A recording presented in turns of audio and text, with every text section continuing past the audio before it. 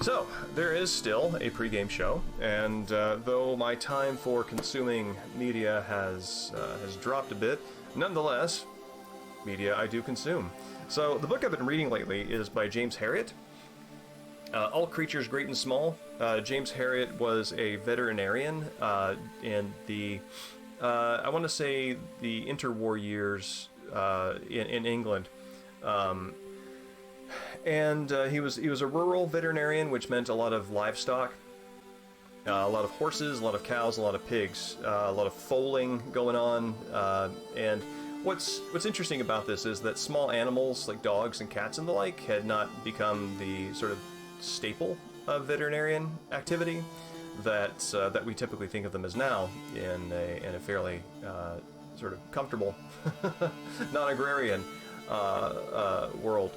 And so he's essentially like a technician for much of the economic machinery that's running these parts of the countries, and these parts of this country. And he's just a very important individual, because when your entire economy relies upon cows, horses, and pigs, the person who comes out there and fixes your cows, horses, and pigs is somebody who your community ultimately relies on in a major way. And I do have a section of this that I want to share with you that it's not gruesome. It does discuss what happens to the dead animals. So if that's a squeamish thing for you, you might want to mute for a couple of minutes. But I think this is actually a really lovely thing, both in terms of a fascinating thing to describe and also sort of just the aesthetic picture it paints. So let's see again. I'm going to save putting the words up on the screen so I can tell you the context. So there is an individual in this community whose farm takes, it's kind of basically a charnel house, right?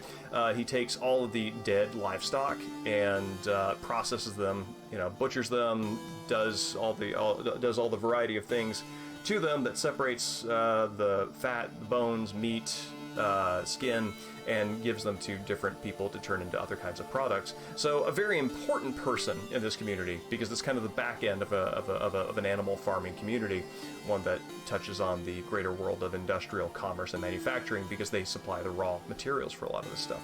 So it's just the description of his place and the role that it has in the veterinarian's world, which is really fascinating. Let's see. So yeah, the first part is okay.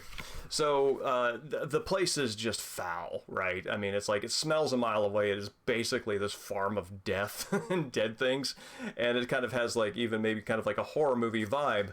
Though he does not treat it as horrific, which makes sense, because as a veterinarian, these sorts of things that we might repel from a body horror point of view are very natural to him. It's not a thing of horror. It's a thing of just practicality. But yeah, so this is at the very top. The Malik family bungalow stood in the middle of the building, and strangers could be pardoned if they expected a collection of wizened gnomes to dwell there. But Jeff was a pink-faced cherubic man in his 40s, his wife plump, smiling, and comely. Their family ranged from a positively beautiful girl of 19 down to a robust 5-year-old boy. There were 8 young Maliks, and they had spent their lifetimes playing among the tuberculous lungs and a vast spectrum of bacteria from salmonella to anthrax. They were the healthiest children in the district. And that's so cool, because it's a set of contradictions of disgust and sanitary that to have those things existing side by side in the same thing is really cool. And it's a really great stage to set.